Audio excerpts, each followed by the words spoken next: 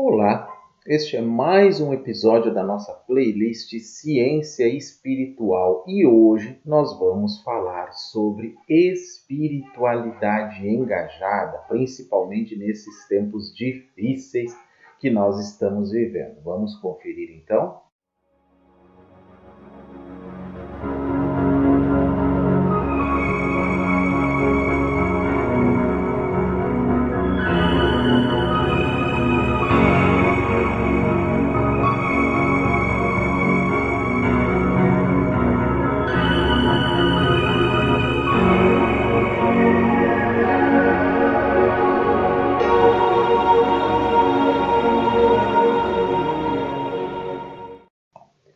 Muito bem, pessoal. Pois bem, no dia 4 de novembro, eu ministrei uma palestra que se chamou Espiritualidade Engajada e Reumanização em Tempos Difíceis, a convite da LIASE, que é a Liga de Saúde e Espiritualidade da UniBH, uma universidade particular de Belo Horizonte, em Minas Gerais. Fui convidado pela Glenda, uma das acadêmicas e responsáveis por essa liga.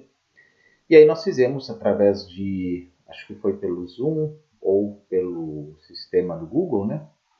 De qualquer forma, foi uma palestra mais fechada, mas ela não é secreta nem nada. Então, me foi permitido apresentar aqui para vocês o conteúdo daquela palestra, que ficou realmente bem interessante.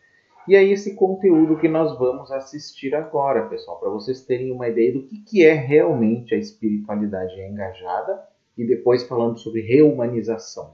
Ou seja, nós estamos tendo uma desumanização nesse momento atual da humanidade, né? Então, ela fala sobre uma reumanização.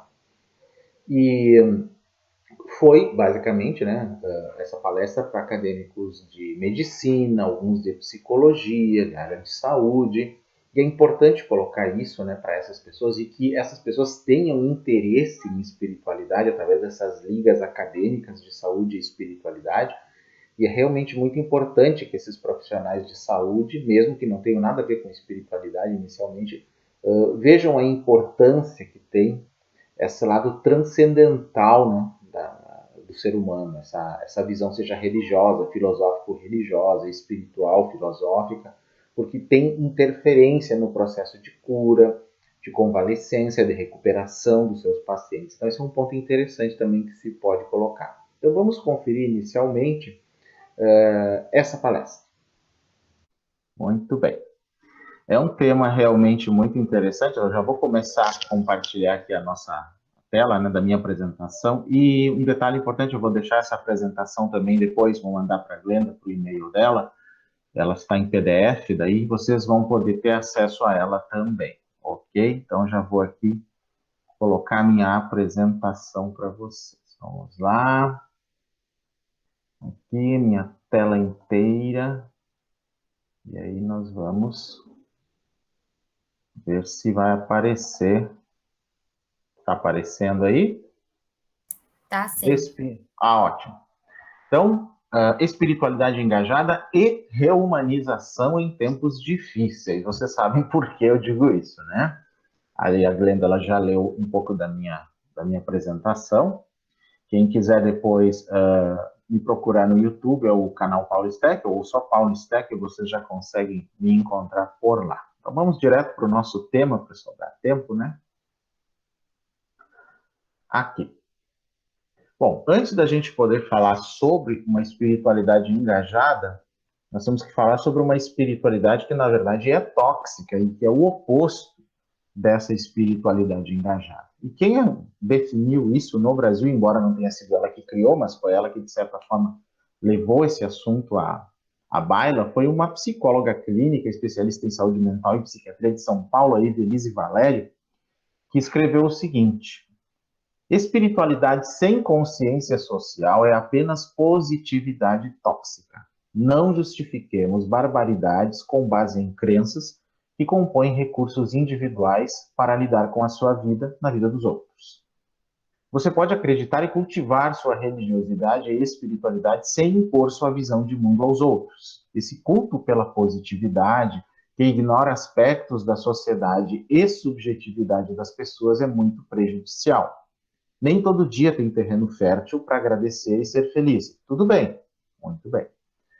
A expressão espiritualidade tóxica, então, nessa visão que ela colocou, vem dentro do escopo de positividade tóxica, religiosidade tóxica e gratidão tóxica. Bom, então a gente tem visto assim muitas formas dessa toxicidade nas redes sociais nos últimos anos, mas o fenômeno é mais antigo. A coisa se tornou mais intensa, visível pelo caráter mais imediato que as redes sociais adquiriram na nossa época, né? Então nós chamamos a versão da espiritualidade tóxica no meio da chamada nova espiritualidade, tipo as terapias holísticas, coaching quântico, espiritualismo não religioso, neo-xamanismo, neo-espiritismo, etc., de espiritualidade, namastê, gratiluz, nova era. Parece é uma expressão meio jocosa, sim, mas ela é uma espiritualidade completamente desconectada do social. Positividade, gratidão e espiritualidade podem ser coisas muito boas, desde que não desconsiderem os limites e dificuldades humanas e não façam vistas grossas à necessidade de promoção da justiça social e da conscientização dos problemas coletivos, ou consciência social. Quando as pessoas fecham os olhos a isso, vira positividade tóxica, gratidão tóxica e espiritualidade tóxica. Bom, de onde vem esse conceito, né, que a Evelise colocou naquele primeiro pensamento? O conceito de espiritualidade tóxica vem da expressão inglesa spiritual bypassing, ou desvio espiritual, que surgiu em 2010 no livro Spiritual Bypassing, When Spirituality Disconnects Us from What Really Matters, da edição inglesa da North Atlantic Books, né? Desvio espiritual, quando a espiritualidade nos desconecta do que realmente importa. O PhD Robert Augustus Masters. Então, essa é a origem dessa noção de uma espiritualidade que é oposta à que nós vamos falar hoje, né? Que é, então, a espiritualidade engajada. Mas a espiritualidade engajada, ela tem uma origem, essa visão de espiritualidade engajada, num movimento que nasceu no budismo chamado budismo engajado, ou mais até especificamente budismo socialmente engajado. Esse budismo engajado, ele se refere a um conjunto de budistas, né, que buscam maneiras de aplicar as descobertas da prática da meditação, dos ensinamentos do Buda, do Dharma, como se chama, às situações de sofrimento e injustiça social, política, ambiental e econômica. Com raízes no Vietnã, onde foi desenvolvido pelo mestre zen budista Thich Nhat Hanh, o budismo engajado cresceu em popularidade no Ocidente, desde a época da Guerra do Vietnã. Isso, né? Então, o termo budismo engajado foi cunhado por Thich Nhat Hanh na década de 1950, na coleção de artigos intitulada Um Novo Olhar sobre o Budismo. Então, embora ele tenha cunhado esse termo, o budismo engajado com questões sociais e políticas já existia, né, em todo o mundo antes disso.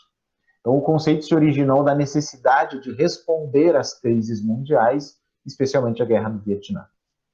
Foi inspirado pelo movimento humanístico desenvolvido na China por Tai Chu e mais tarde propagado em Taiwan por Xin Yu. Inicialmente, Thich Nhat Hanh usou o chinês literário, a língua litúrgica do budismo vietnamita, chamando-o de budismo mundano.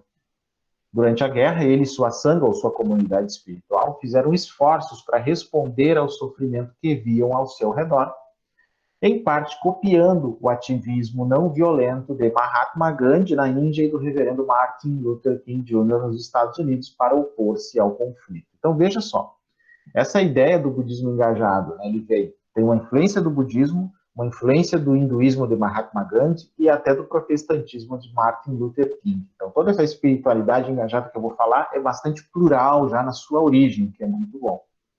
Eles viram esse trabalho como parte inseparável de sua prática de meditação e atenção plena. Em 1946, Walpola Rahula identificou um ethos social explícito presente nos primeiros ensinamentos budistas registrados, observando que o Buda encorajou os primeiros monges a viajar para beneficiar o maior número de pessoas e que seus discursos para leigos frequentemente incluíam instruções práticas sobre questões sociais e econômicas, em vez de estar puramente preocupado com questões filosóficas ou soteriológicas. Na Índia, B.R.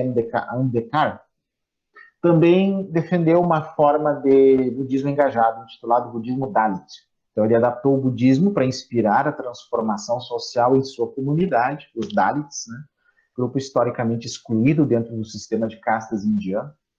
E seus princípios eram a liberdade, a igualdade e a fraternidade. Então, o B.R. Ambedkar se converteu para o budismo em 1956 e iniciou a escola hoje conhecida como Navayana. Aliás, vamos se saber que na era moderna foi uma das maiores conversões coletivas ao budismo que se conseguiu, que Ambedkar conseguiu, e depois, mais adiante, alguns anos depois, ele conseguiu uma segunda grande conversão ao budismo na Hungria, né? Interessante, na Hungria, entre os ciganos húngaros. Então, pouca gente sabe que hoje muitos ciganos húngaros se tornaram budistas por influência desse Ambedkar aqui.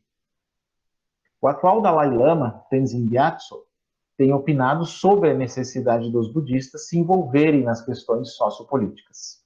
Segundo ele, o budismo tem muito que aprender com o cristianismo no que diz respeito ao engajamento com os problemas sociais. Muitas organizações foram fundadas para ajudar a construir o movimento de budistas engajados, tais como Soka Gakkai, Buddhist Peace Fellowship, Buddhist Global Relief, International Network for Engaged Buddhists, Fo Huan Shan e Tsushi.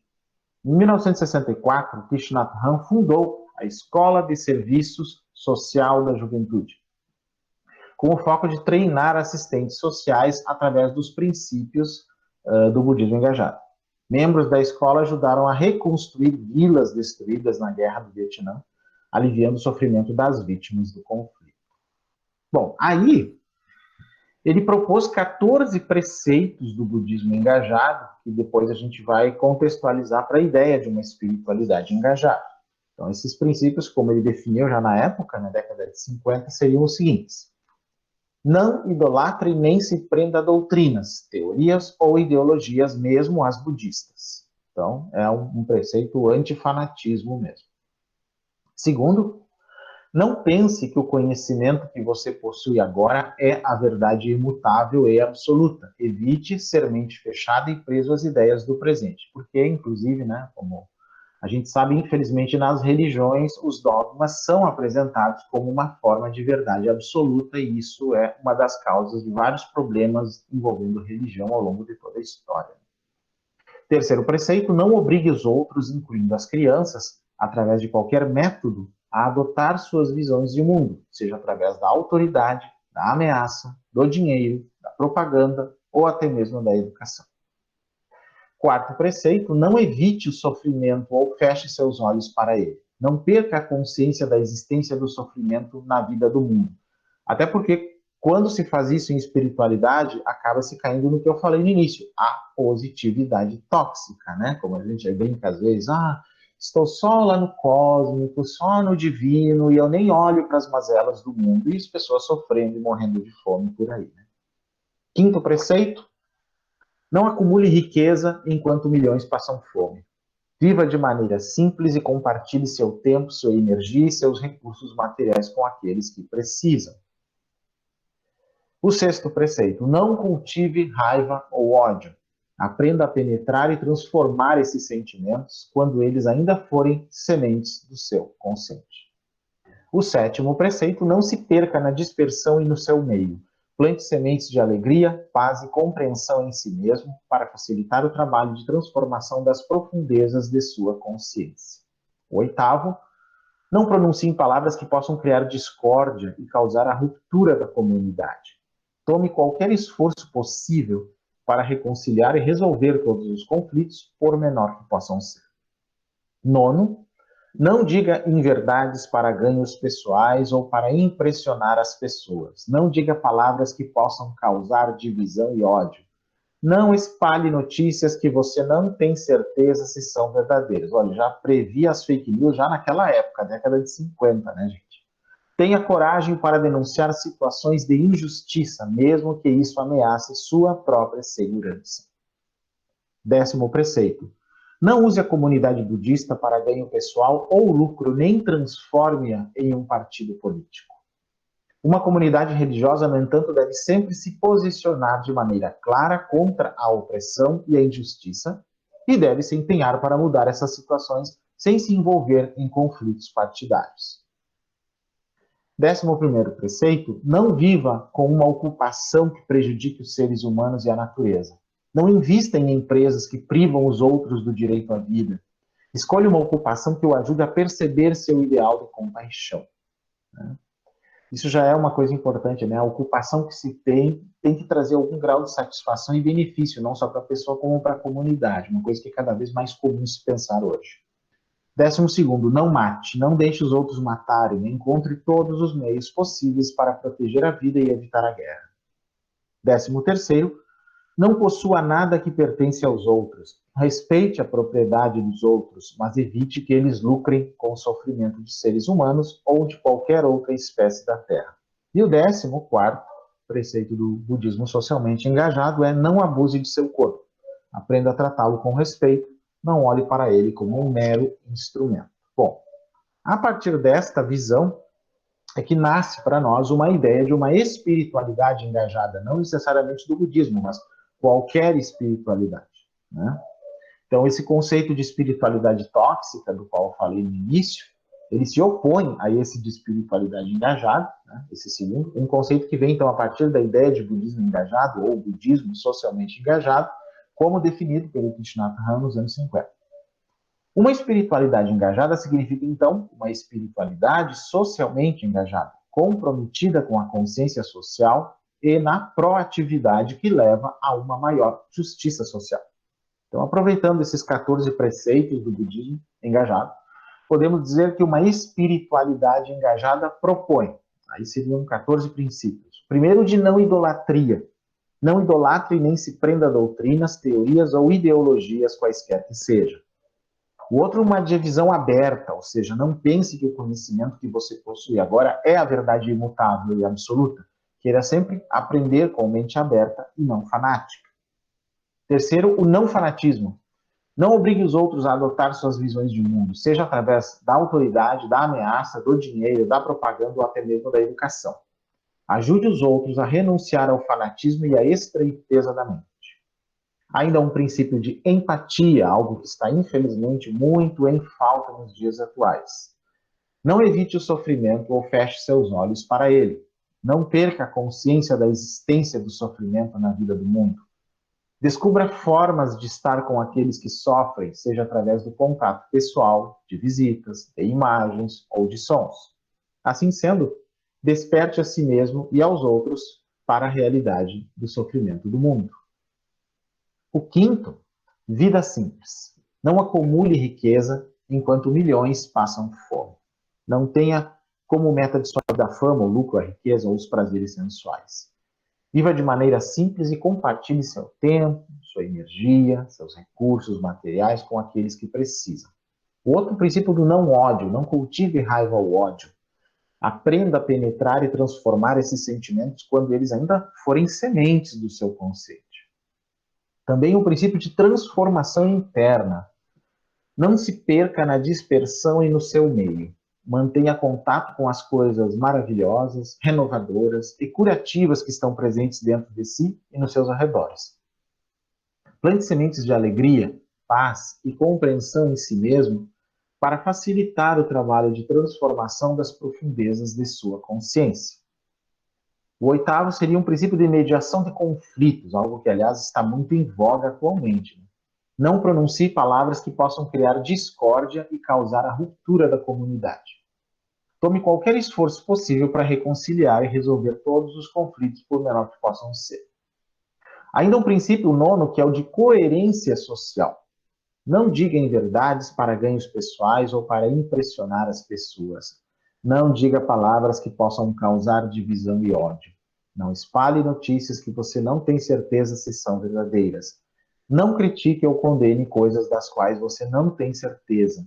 Sempre converse de maneira verdadeira e construtiva.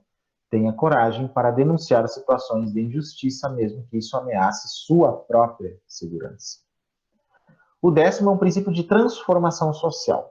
Não use a espiritualidade para ganho pessoal ou lucro, nem transforme-a em um partido político.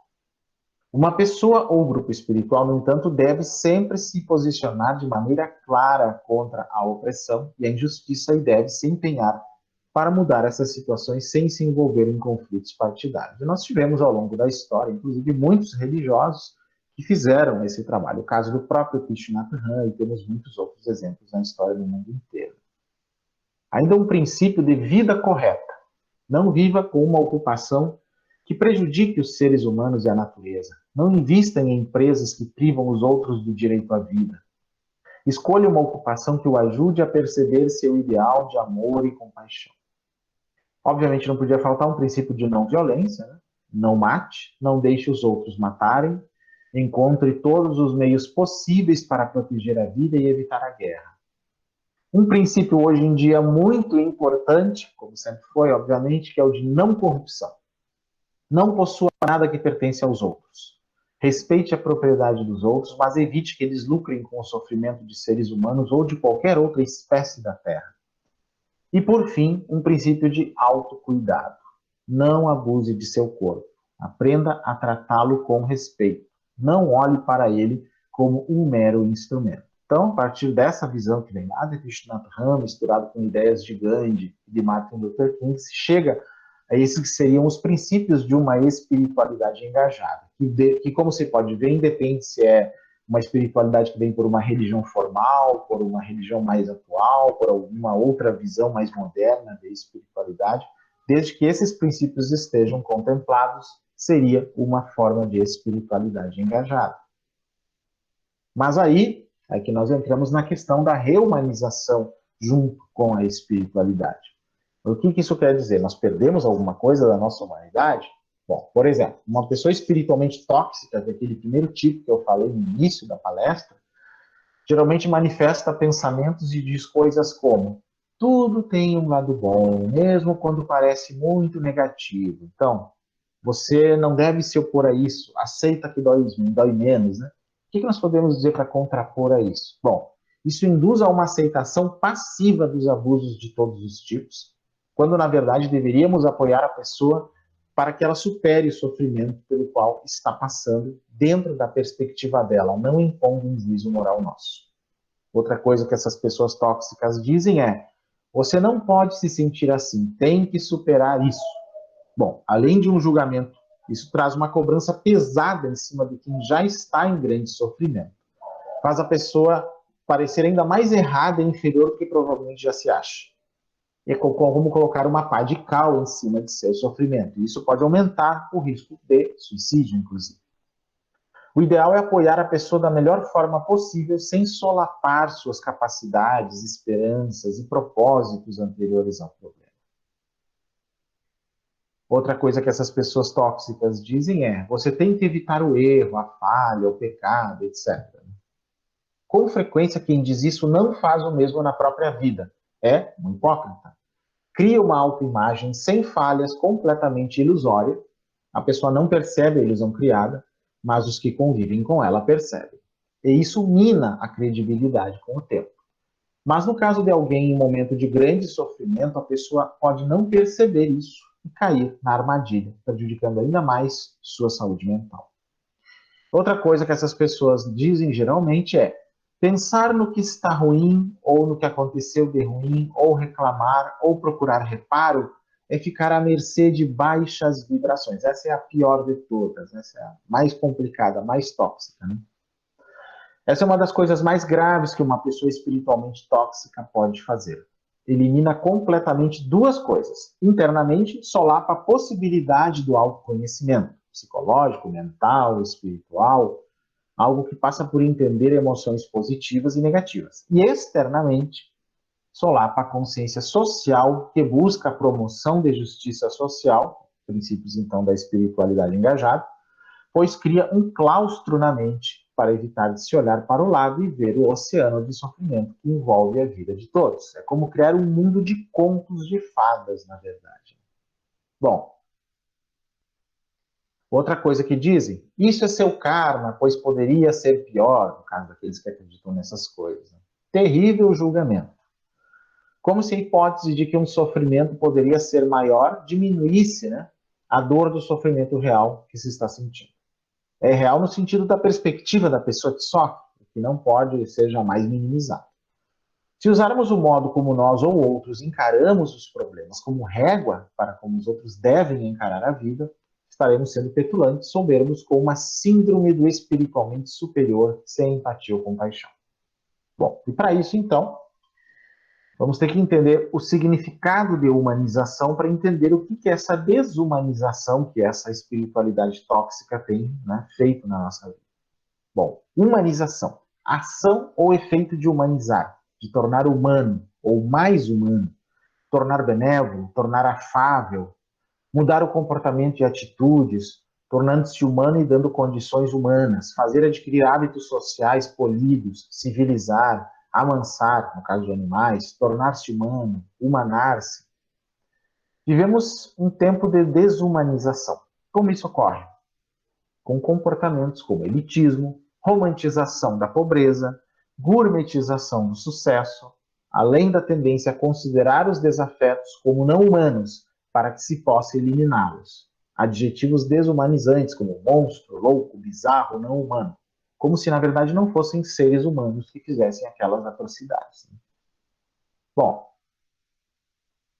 contudo, a reumanização tem a ver com percebermos o outro como igual ou equivalente a nós mesmos em tudo, em potenciais e em dificuldades. Então, surge a identificação, a solidariedade, a empatia, o amor e, por fim, a compaixão, que é um desejo sincero de que o outro ser supere o sofrimento e atinja a felicidade.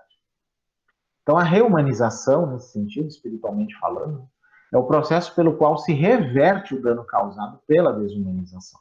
E a espiritualidade tóxica, infelizmente, ajuda nessa desumanização. Ou seja, em indivíduos ou grupos, o processo de reabilitar a maneira de perceber o outro em questão em sua mente e no comportamento consequente. Então, a reumanização geralmente pode ser alcançada se evitando rótulos e estereótipos na linguagem e nos pensamentos de alguém. Outras técnicas que se mostram eficazes incluem a chamada escuta profunda, né, envolvendo o uso da imaginação para ver através do que o outro está dizendo, em palavras ou ações. Essa técnica é frequentemente ensinada, entre outros lugares, no sistema denominado comunicação não violenta, que também é um dos princípios tanto do budismo socialmente engajado como da espiritualidade engajada. Lembrar que todos os humanos compartilham certas necessidades e valores essenciais. Como disse Einstein, lembre-se de nossa humanidade e esqueça todo o resto.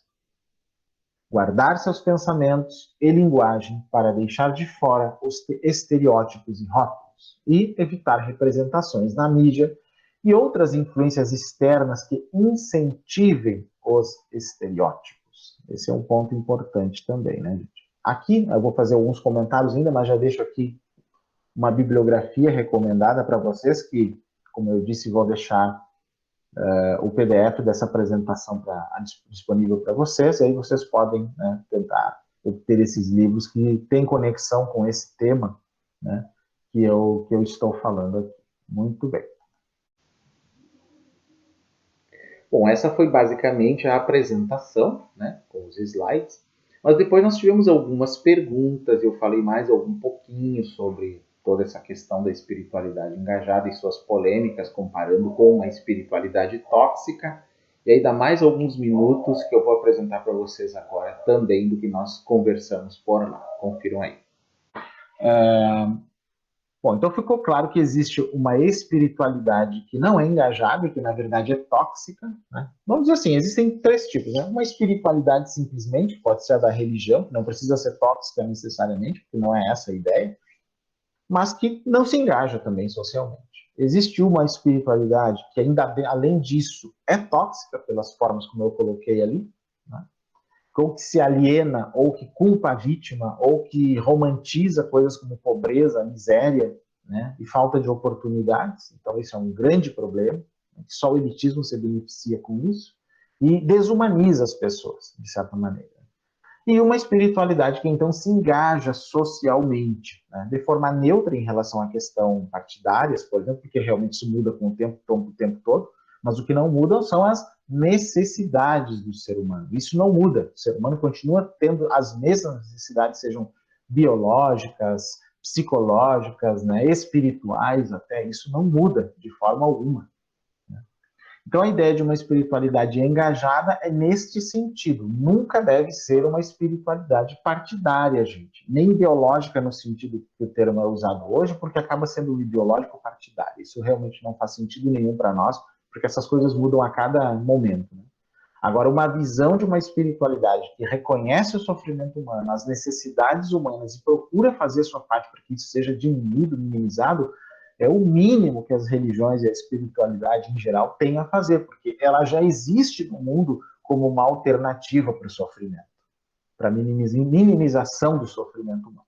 Ela não deve servir simplesmente, como infelizmente muitas acabam servindo, para prometer benefícios pós-morte, dando a entender que aqui, do jeito que se está, se deve aceitar e que depois um prêmio pós-vida resolve essa questão, porque isso é de uma natureza muito cruel, gente, muito cruel, porque faz a pessoa aceitar o seu sofrimento, enquanto que outros se beneficiam em cima dela, em cima da miséria humana. Isso não tem nada de espiritual, na minha opinião, é uma espiritualidade ultrapassada, muito diferente da espiritualidade emergente, que é uma espiritualidade engajada, independente de qual religião ou grupo nós estamos falando. E é nesse caso, né, nisso que eu me insiro no meu canal lá no YouTube, né, o canal Paulo Steck, eu geralmente coloco isso. Esse tipo de debates, inclusive, falamos muito sobre distorções da espiritualidade, como essa noção de aceitar o seu karma, distorções ligadas ao guruísmo ou à idolatria dos gurus e dos líderes espirituais em geral, ou a ideologia sendo colocada acima do amor e da compaixão, coisas desse tipo a gente tem debatido muito por lá. Mas para a gente poder explicar a diferença entre religião e espiritualidade, nós temos que definir o que cada uma delas tem como base. Por exemplo, a espiritualidade como um todo, ela parte de um sentimento, portanto é sentimento, não é nem um pensamento, é uma sensação, que é bem mais, né, embrionária no ser humano do que o pensamento filosófico, de maravilhamento pela vida, pelo universo, por tudo que existe, né? E quando nós começamos a buscar explicações para isso, né, filosoficamente, usando a linguagem, as teorias e tudo, é que começa um caminho espiritual. E quando ele passa a, digamos assim, supostamente ter encontrado a resposta e começa a sistematizar essas respostas e dizer que não é possível que existam outras respostas, aí nasce o dogma e aí é que nasce a religião. Então, religião podemos associar a dogmas. A pessoa pode não gostar da palavra dogma, porque acha que ela é enviesada, porque acha que ela é pejorativa. Não tem problema, vamos mudar para princípios que determinam aquela religião e que fazem ela ser diferente de uma outra. Tá? Esses princípios ainda são dogmas porque eles são imutáveis numa religião. Se eles forem mudados, aquilo descaracteriza a religião. Por exemplo, a reencarnação nas religiões que acreditam nisso, Deus nas religiões que são teístas, né, por exemplo, entre outras coisas, né? A salvação em Jesus Cristo, no caso do cristianismo, descaracteriza o cristianismo, mas não faz parte do budismo. Tirar a noção da existência de seres iluminados do budismo, descaracteriza o budismo. Tirar a noção de que um médium pode receber um espírito de um falecido do kardecismo, do espiritismo, descaracteriza o espiritismo. Quer dizer, são princípios específicos de cada religião, né? E que alguns podem ser mais problemáticos e outros não necessariamente. Né? Então, crença e dogma seriam duas palavras aí que alternativamente se poderia usar, né? Enquanto que a espiritualidade é mais ampla, ela tem mais a ver com a sensação que se tem, que permite uma busca aberta. Então, a espiritualidade é mais aberta, eu represento geralmente assim, né? Como um V que tem um ponto de partida, mas vai abrindo o entendimento, então ela tem uma visão um pouco mais filosófica. E a religião tende a ser o pensamento fechado, mais quadradinho, ou seja, é uma visão de mundo fechada. Então, toda religião é uma visão de mundo. Como dizia um antigo instrutor budista meu, as religiões elas são como que tradições completas. Ele chamava de tradições completas. O que é uma tradição completa para ele? Ele dizia que é uma tradição religiosa, obviamente, que tem aparentemente respostas para todas as perguntas. Se elas são a verdade ou não, é outra história, né? Tem respostas para a vida, para a morte, o que tem depois da morte, todos os mistérios da vida e tudo mais, né? Respostas fixas, né? Definidas seja em livros sagrados ou em outras coisas, em outros formatos. Então essas são tradições completas, elas pretendem ter uma verdade e elas criam toda uma visão de mundo a partir dessa verdade. Então essa relação do Weltanschauung, que é a visão alemã de visão de mundo, né? Com a religião, elas estão muito conectadas desde o tempo das cavernas. Se a gente, por exemplo, for estudar os indígenas do Xingu, por exemplo, mesmo que um antropólogo vai entender bem isso, a gente percebe, eu tive a oportunidade de conviver com alguns indígenas do Xingu em 2005, quando eu trabalhei em Brasília em uma ONG que produzia vídeos sobre espiritualidade, engajamento social e tudo mais. Convivemos com alguns indígenas da tribo do Raoni. E aí nós fomos instruídos por um antropólogo da FUNAI na época, porque ele disse que eles tinham outra visão de mundo, e quando isso foi apresentado, estava muito conectado ao que nós chamaríamos de religiosidade ou uma espiritualidade deles. Ainda que não fosse como as nossas religiões, né, mas existia um conjunto de visão imutável para eles. Eles sempre viam daquela forma, né? Eles podem até ver as outras coisas como com curiosidade, mas sempre interpretam naquele viés. Isso tem muito a ver com a religião. E na religião instituída, isso é até mais forte do que a gente imagina. Ela permeia toda a sociedade. Agora, vocês imaginem isso num mundo que tem várias religiões diferentes, concorrendo para serem a visão de mundo majoritária, o conflito que isso causa. Numa visão que fosse espiritualidade e não religião, em vez de haver conflito por essa variedade é considerada útil, porque ela nos dá várias opções. Que nem o conhecimento cultural, né, gente? Quando a gente fala em viajar, quem gosta de viajar aprende muita coisa, culturas diferentes, comidas diferentes, a pessoa se torna mais aberta, mas por que não fazem isso em nível religioso e espiritual? Mas é isso que acaba acontecendo quando se trata mais de espiritualidade, que é mais aberta nas visões, do que de religião dogmática. Muitos grandes líderes, né?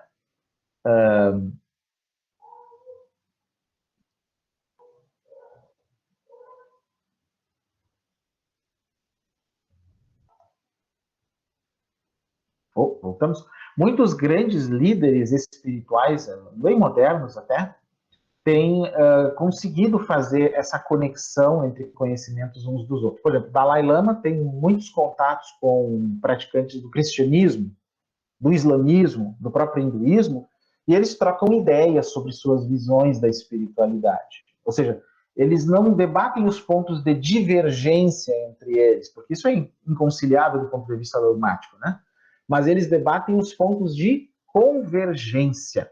Se eles debatem os pontos de convergência, isso é um dos objetivos da espiritualidade engajada como um todo, o que acaba acontecendo é que eles pelo menos conseguem chegar a pontos de consenso em como vão trabalhar pela humanidade pelos pontos de convergência. Porque se a gente for tentar fazer alguma coisa pela humanidade pelos pontos de divergência, nós não vamos chegar a lugar nenhum. E esse é um dos grandes motivos das guerras de religião ao longo de toda a história, né, gente? Ou seja, existem as crenças que são de foro íntimo, e isso ninguém debate, isso não é um ponto que está em debate aqui. Cada um pode realmente acreditar no que quiser, né? Não é esta a questão, ninguém quer legislar sobre isso, né? A questão é que quando isso interfere na vida de uma outra pessoa, já não é mais só questão íntima. Aí já complica mais a situação e é necessário se chegar a um consenso, sim, né? A não ser que um ser humano, muito arrogantemente, diga, não, a minha crença é considerada superior à sua, então você deve obedecer por causa disso. Isso é muito arrogante, mas ao longo da história aconteceu bastante, né? Então essa seria a diferença entre religião, dogma, e espiritualidade, visão aberta. Embora considere todo o caldo cultural, toda a contribuição que as religiões trouxeram ao longo do tempo. Acho que deu para dar uma ideia mínima sobre isso, né, Guilherme? Não, é muito bom, porque a gente da área da saúde aqui, saber distinguir isso para lidar com o paciente, né?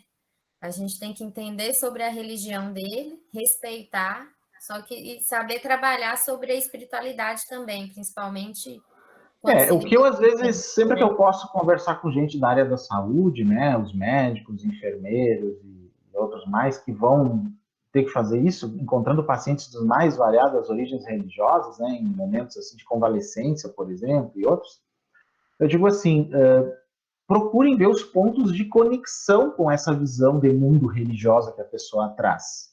Sempre vamos encontrar pontos de consenso. Então, não se preocupem com as divergências, descartem naquele momento.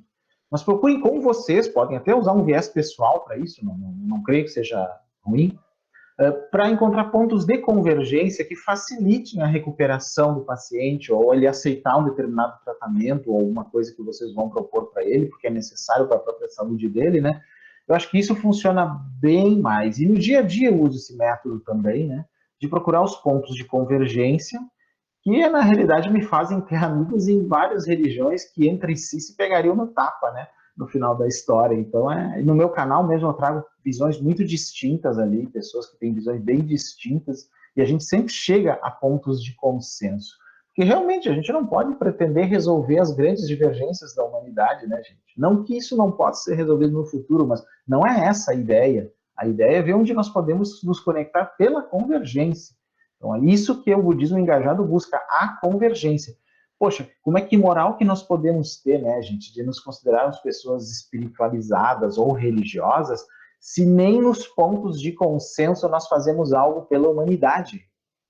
O próprio Dalai Lama disse, um dos pontos de consenso mais óbvios das religiões e espiritualidades é o amor ao próximo, né? A crença em Deus pode não ser, em reencarnação pode não ser, em tantas outras, em pecado não é, porque nem todos acreditam em pecado. Mas o amor, né, o amor ao próximo, o benefício, o bem-estar, né, individual e coletivo é ponto de consenso entre as religiões, né, pelo menos no sentido teórico. E por que as religiões não podem ir usando esse, né, princípio básico de consenso para fazerem o melhor? Elas acabam se arraigando em coisas que são exatamente as divergências, né? E aí realmente a gente perde a moral. Perde a moral, inclusive, com relação àqueles que não são religiosos nem espirituais e não gostam de nada de espiritualidade, porque a gente não consegue se entender. Então, esse é um ponto bem complicado, né, gente, de colocar. Eu digo, bom, qualquer pessoa verdadeiramente religiosa, mas que seja aberta espiritualmente, vai produzir um bem independente da sua religião. Então, eu não acredito que a pessoa verdadeiramente religiosa tem que ser da religião A ou B. Ela pode até não ser de nenhuma, né? Mas é alguém que entende isso que eu falei e procura, da melhor forma possível, resgatar o melhor da outra pessoa, por mais que seja diferente a ideia que ela tem, e poder fazer alguma coisa por ela. Primeiro, então, é necessário escutar a pessoa, né, para a gente ter, digamos, um recorte de como é a visão de mundo dela e como isso pode ser aceito pela gente, como a gente pode se encaixar nessa questão para poder ajudar. Acho que vale isso para todo mundo, médicos, enfermeiros, psicólogos, psiquiatras, todo mundo, e no final, aconselhadores em geral, né, que tem que tratar com pessoas que muitas vezes não têm muito conhecimento, não estão numa situação emocional difícil pela condição de saúde, né, inclusive, que isso interfere bastante. E aí a gente tem que fazer, né, a nossa parte. Claro, nunca esquecendo que também somos humanos, obviamente.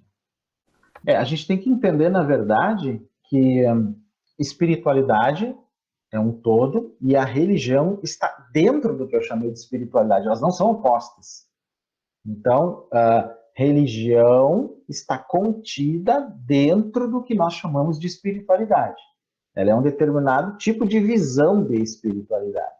E se nós colocarmos elas como opostas, aí é um grande equívoco matemático, inclusive, né? Vamos dizer assim. Exato. Mas, infelizmente, isso acontece, sabe, nos diálogos interreligiosos. Acho que é onde você deve ter percebido isso também. Qualquer um que participou desses diálogos entende que os diálogos interreligiosos são os momentos em que menos diálogo ocorre, porque, na verdade, cada um vem do alto do seu pedestal doutrinário, da sua própria religião que representa, e já aquilo se torna algo totalmente ineficaz, inócuo, sem nenhum resultado. Exatamente por quê? Internamente, cada uma daquelas pessoas pensa, bom, eu estou até aqui debatendo com esse fulano, mas a minha religião é verdadeira, a minha visão, eu sou o dono, dono da verdade aqui. Então, tudo vai enviesar aí.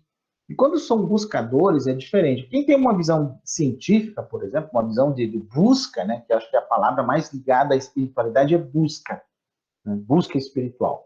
E a mais conectada à religião é realmente crença espiritual. São coisas bem diferentes. A crença é uma coisa na qual eu me sento e paro. Tá, eu acredito nisso e tchau, eu não quero nenhuma prova, não quero nada disso, não preciso, é só uma crença, fé e pronto.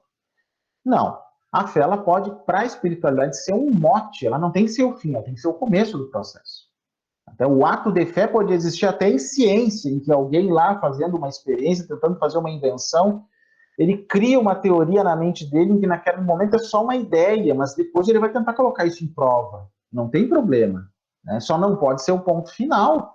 E aí que está o grande problema. Então, uma espiritualidade tem a ver com busca.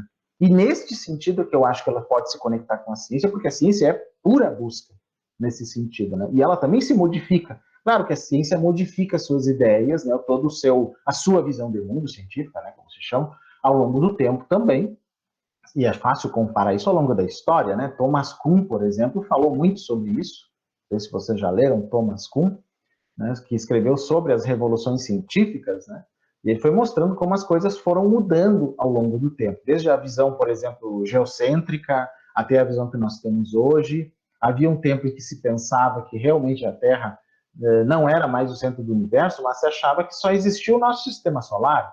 Daqui a pouco a ciência percebeu que existiam mais galáxias.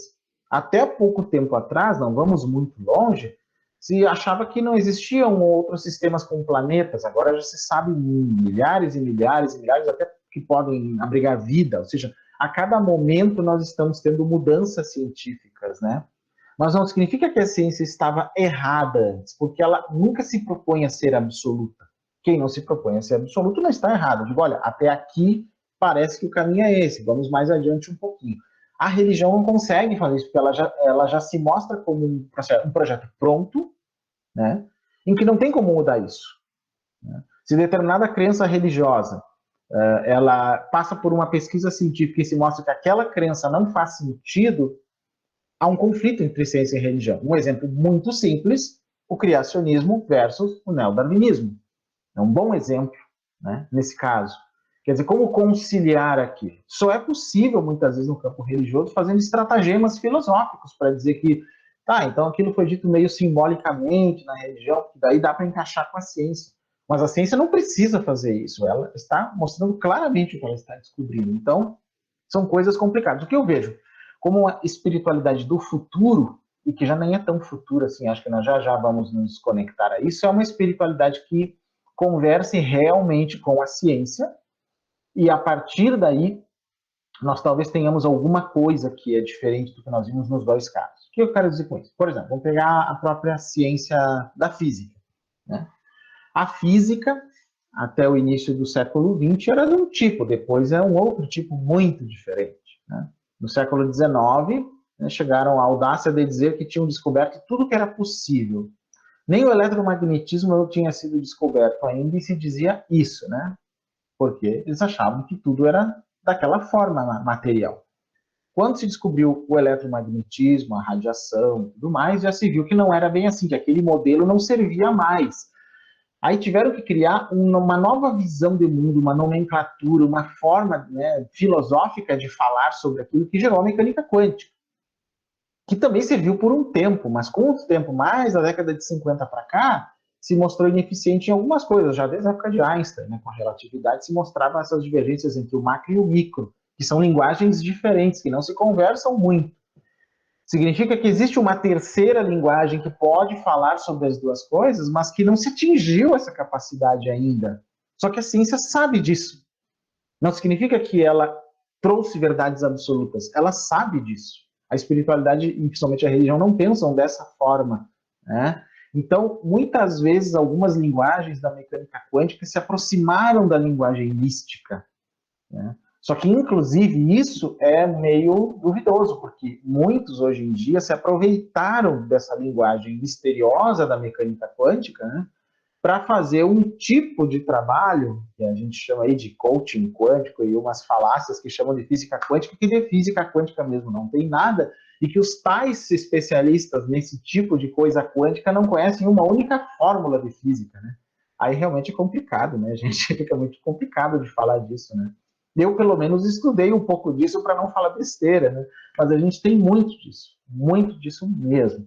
Então, acho que, assim, essa nova espiritualidade, ela é, sim, conectada com a ciência e não tem como não sê-la, e a partir dessas visões da mecânica quântica, das teorias modernas, como teoria das cordas, teoria M e MM, que é a teoria de múltiplos universos, e outras que são teorias, né?